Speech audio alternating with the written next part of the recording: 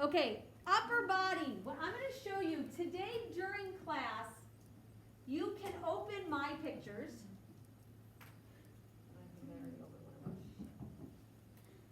And I'm going to use my marker, my whiteboard marker, and I'll show you what I mean to label, but most of you did a really nice job of doing that anyway in your homework. So use my pictures, or if you really would prefer, my pictures don't show this end, the posterior and anterior view, very well. It's hard to see in the picture which depression is deeper. So if you think you can take a better picture to show the deep side and the shallow side, you might want to do that.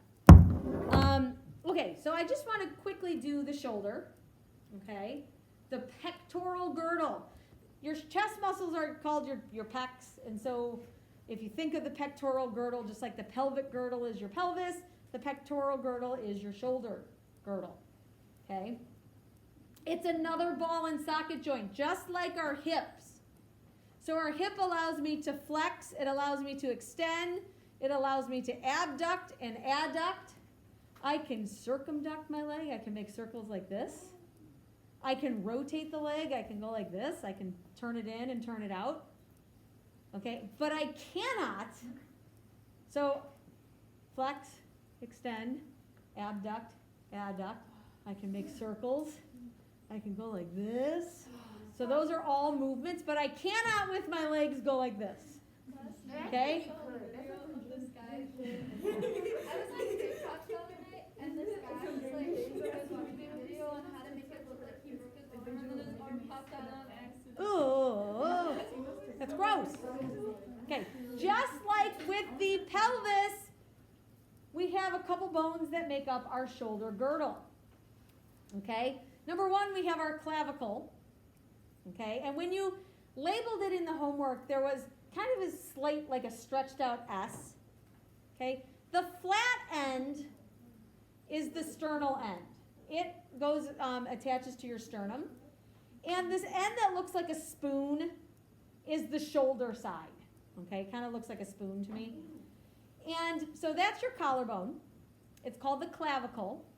And your shoulder blade is called your scapula. Okay, and again, if you're going to figure out right or left, medial or lateral, you have to know where would it fit on your own body. Okay, so if I look at the scapula, this is the back view. The back view is this actual spine that you can touch, that you feel the actual, like when you're reaching for, and you, oh, here's my shoulder, and you can feel this whole spine of the scapula. So that's the back part. Okay, that's the posterior. And if this is a depression right here that makes the socket part of the ball and socket joint, obviously it has to be on the outside part. So I would go like this, and I'd make sure the spine is out to the back, and this depression is where my shoulder goes. So I would know that this is my right scapula. Okay? So the depression, this is called the glenoid cavity or the glenoid fossa, is the socket of the shoulder. So it has to be where the shoulder is. Okay, so this is my right scapula. Couple locations. There is the spine. There is the glenoid cavity, which creates that socket for the humerus. This front process, the process that's a little bit smaller, is called the coracoid process. And then the larger one that reaches way from the back and goes all the way forward is the acromion process. It kind of, it's very, I don't know what I would call it. Okay, so this is the acromion process. It's on the top. The lower one is the coracoid process. We're going to hear that on the ulna there is a coronoid process, and on the scapula there is a coracoid process.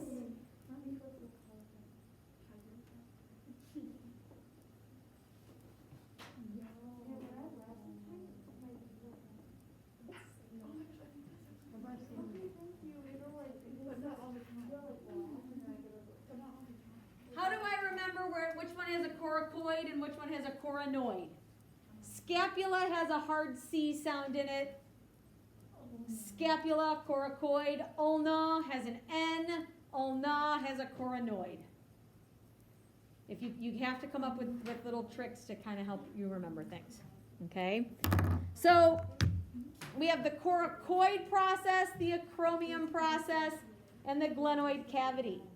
Also, the part that you can feel is called the spine.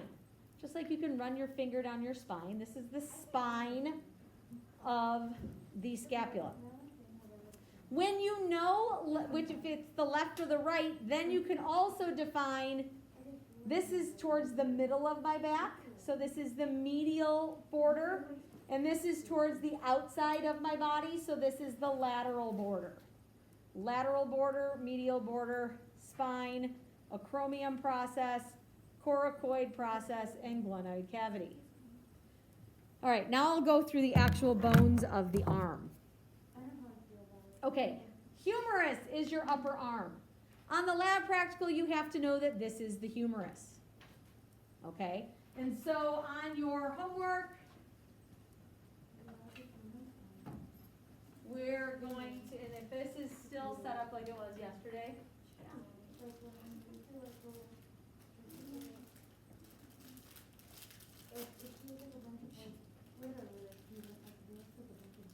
okay, this is the humerus.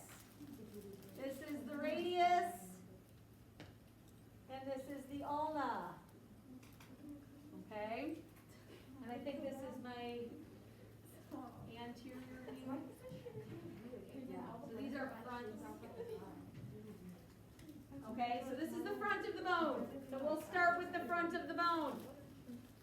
Okay, if I'm looking at the humerus, it is the upper arm.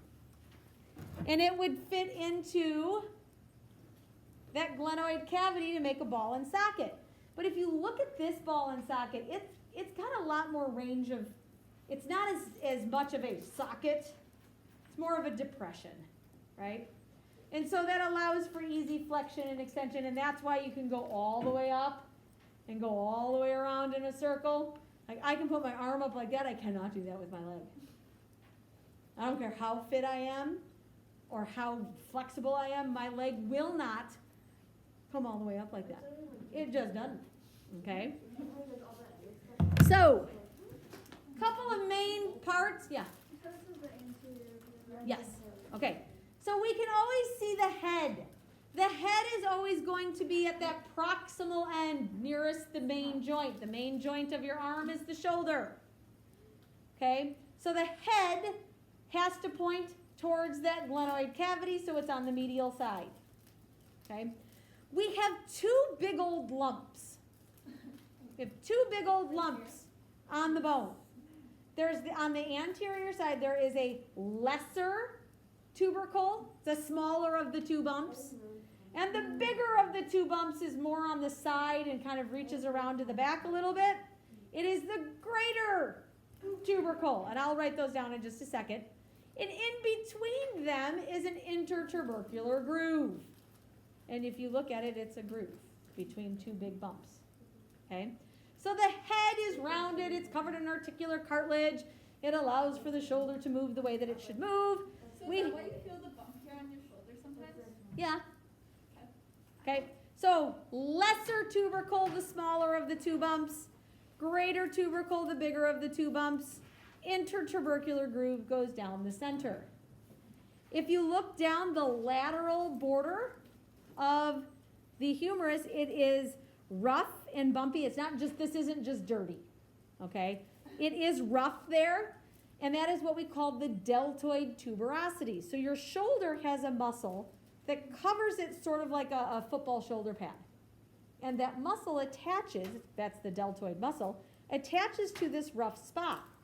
When the deltoid contracts, shortens, you lift your arm. So it would make sense that it would attach to the lateral side so that when those muscles attach, the arm goes like that, okay? How do I know what the front and the back is, though? Okay, this is the key. We have an indentation on the front of the bone, and there's an indentation on the back of the bone, okay? The indentation on the front of the bone is the coronoid fossa. Okay? And on the back of the bone, it is the olecranon fossa. The big indentation is on the back. The big one is on the back. Use the alliteration whenever you can. The big indentation's on the back. Okay, the shallower one is on the front. The bigger indentation is on the back because when the ulna articulates and your arm is straight, okay, that olecranon process has to really sit in there. Okay, it's an indentation that allows for that process to kind of have a spot. On the front of the bone, number one, we don't walk around with our arm flexed all the time. Okay, we don't do this all the time. And how often do you flex to full flexion? Never. Not very, I mean, we don't do this position that often. We do it, but we don't walk around like this.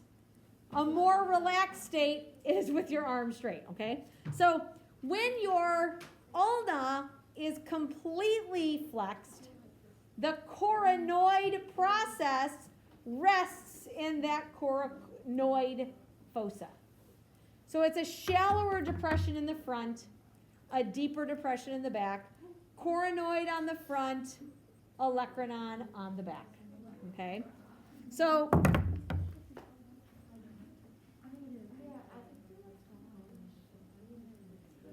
is the head, that's the lesser, and then that would be the greater.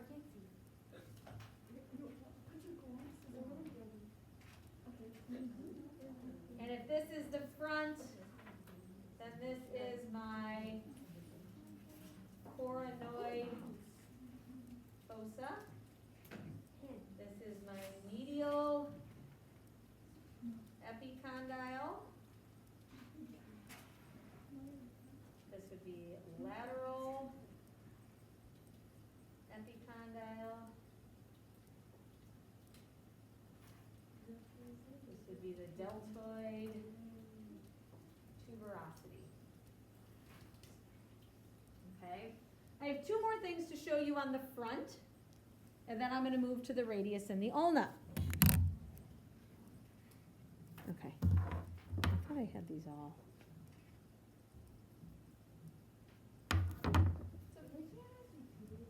This is the right side that I want to show you. Have you ever had anyone have to use the shower/eye wash? In here? No. Elsewhere? I've never had anyone catch on fire. I've had people bleed. I've had people pass out. I've never had anyone vomit in my classroom, but I've had them vomit in the hallway. Hey, you know, But- better than the classroom. But if I had them, yeah. So no, I've never had to use the shower. I had Matt take a safety shower just so that I could see how it worked.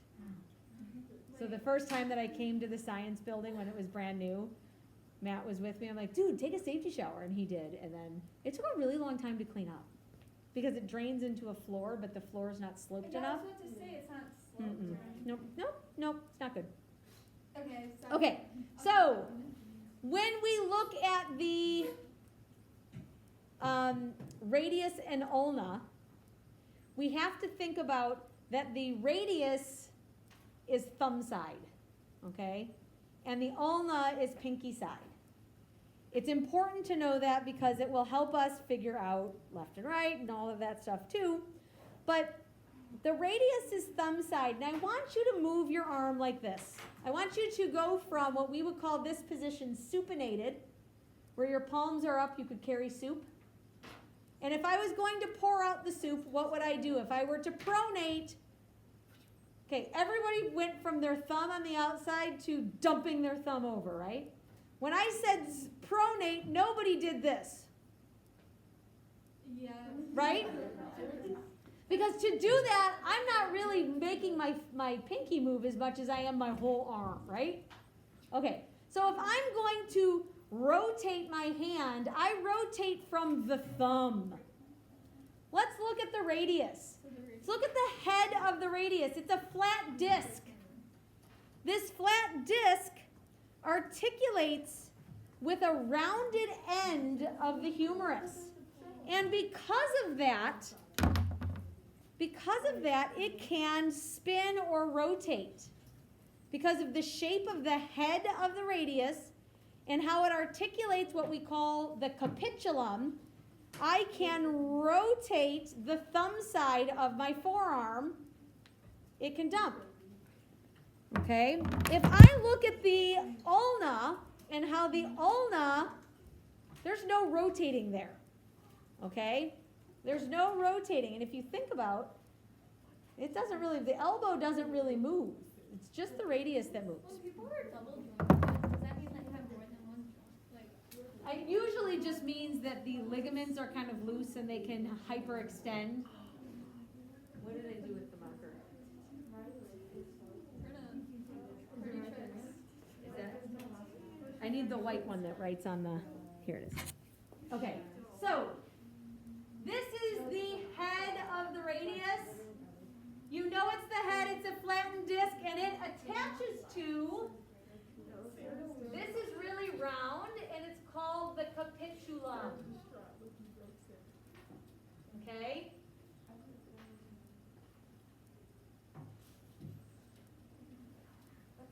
Okay. The other segment of, so the really rounded part on the lateral side, it's really round. It's almost, it feels kind of like a ball. It articulates with the head of the radius so that you can pronate. You can pour out your soup. The other segment, to me, reminds me of a spool of thread. Now, that could be because my mom sews and there's been spools of thread around my house my entire life. This reminds me of a spool of thread, okay? This segment here is called the trochlea, okay? So this here is the trochlea. This more rounded section on the lateral side is the capitulum. Okay, here's another one of those, hey, let's talk about the crazy names and how easy they are to remember. So the trochlea articulates with the head of the ulna. The head of the ulna. Head of the ulna looks like a wrench. Guess what the indentation of the wrench is called? The trochlear notch. So the trochlear notch fits around the trochlea. So clever. Right? So clever. And the big depression on the posterior or the back of the humerus is the olecranon fossa. And the part that sticks into it, the top part of that ulna is called the olecranon process. And the front side or the anterior process, so kind of like that bottom lip of the C, is the coronoid process, and the coronoid process sits into the coronoid fossa. So clever. So clever. And the other way that you can kind of tell the left or right of is that there's a part that sticks out on this side and then it's flatter on this side. The flatter side allows for the radius. It's called the radial notch. Kind of allows for the radius to sit in there, okay? So that it can rotate. So you have the olecranon process, the coronoid process, the trochlear notch, radial notch, okay? And then at the other end where the ulna and the radius articulate with the hand, the projections that look like high-heeled shoes, or Minnie Mouse's high-heeled shoes, like Minnie Mouse and Daisy Duck would wear shoes like this. Okay, those are just another styloid process. We have a styloid process on so many bones, but it's the part that looks like a shoe. Okay, so if I'm going to look at my ulna, I have an olecranon process. This part here is the trochlear notch. And it does say trochlear notch, it just went away. Where did the picture go? I made it go away. How the hell did I do that?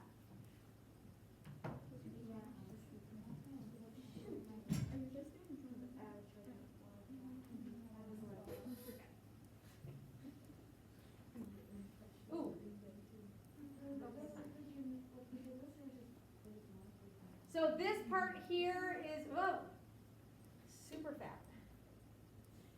Oh my God.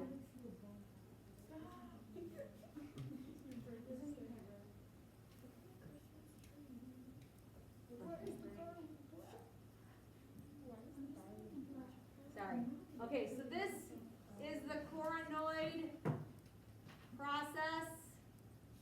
This is the olecranon process.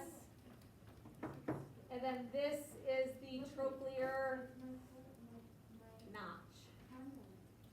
Here is the little styloid process. Okay? So if I flip over the bone, really the only reason to flip over the bone is to show you the olecranon indentation, the olecranon fossa of the humerus, because most of the stuff you can see from the front. So I have 7 minutes, but I'm going to, because this video is getting too long. Okay, humerus. I recorded it. I'm going to put it in. Okay? Hey guys. Humerus, head of the humerus. The smaller bump on the front is the lesser tubercle. The bigger bump that's on the lateral and kind of stretches to the back is the greater tubercle. The indentation, the groove in between them is the intertubercular groove. We have a deltoid tuberosity on the lateral side of the bone. That's where the deltoid attaches. On the front of the humerus, on the anterior side, we identify the coronoid fossa, the indentation. We have a medial and a lateral epicondyle, so the ridge, the bump where ligaments will attach. We have the trochlea on the medial side. It looks like a spool of thread. Okay, it's where the trochlear notch attaches. And then the more ball-like side is called the capitulum, and that's where the head of the radius attaches. When we turn it to the back, we have a deeper indentation on the back called the olecranon fossa. Okay? We have the radius. The radius, all you have to identify if you were to do this, but if the radius were on the lab practical, you would see this and say, oh, that's a radius. Circles have a radius. The head of the radius is a circle. Okay? Radius, that's the radial head. We have a radial tuberosity and a styloid process. Okay? Actually, would go this way. Okay? Not a lot of locations on the radius. The ulna has a lot of locations. The ulna looks like a wrench.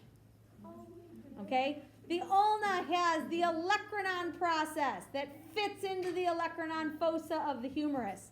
It has the coronoid process that fits into the coronoid fossa of the humerus.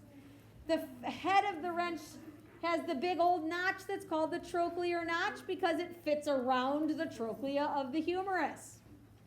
The kind of indentation where the radius would sit is called the radial notch. And down at the other end where it kind of looks like a shoe, it's called that styloid process. Okay?